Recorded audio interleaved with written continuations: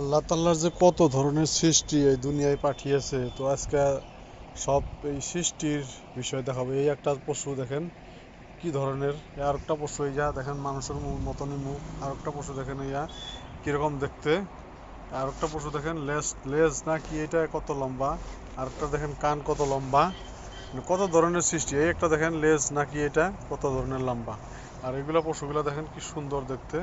আর এইটা দেখেন সিনাটা কিরম চওড়া, আর এইটারও দেখেন সিনাটা কিরম চওড়া, দেখতে কিরকম। এইটা আরো দেখেন এই যে ছাগলের মতন এগুলা, এগুলা বা কি পশু, এইটাও দেখেন কি বাঘের মতন দেখতে পশুটা। বাপরে বাপ, এইটাও দেখেন দুম্বার মতন দেখতে পশুটা। কত ধরনের সৃষ্টি, যে এই যে ছাগলের মতনই, এই যে একটা ছাগলের মতন খাসির মতন দেখতে। তো ইয়া দেখেন এই গরুর মতন দেখতে এটা। এই দেখেন এটাও কি ভেড়ার মতন। এই যে এটাও দেখেন কি পশু একটা। কত ধরনের সৃষ্টি যে আল্লাহ এই দুনিয়ায় করে পাঠাইছে। তো আমরা এগুলা দেখতে না পাইলে, মোবাইলে যদি দেখতে না পারতাম তাহলে বুঝতেই পারতাম না এত ধরনের সৃষ্টি যে আল্লাহ করতে পারে।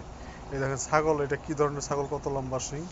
এই দেখেন এই এই বস্তুগুলো দেখেন, এই যে এই ভেড়াটা দেখেন, ভেড়া নাকি এটা, কত ধরনের সৃষ্টি। এই ছাগলের মতন, এটা খাসির মতন দেখতে। এটা দেখেন কি মানুষের মতনই দেখেন। আল্লাহ তাআলার সাথে কি আর কোনো তুলনা আছে? এই সৃষ্টির এই দুনিয়ার মধ্যে আল্লাহ তাআলার সাথে কোনো সৃষ্টিরই কোনো তুলনা নাই। তো দেখেন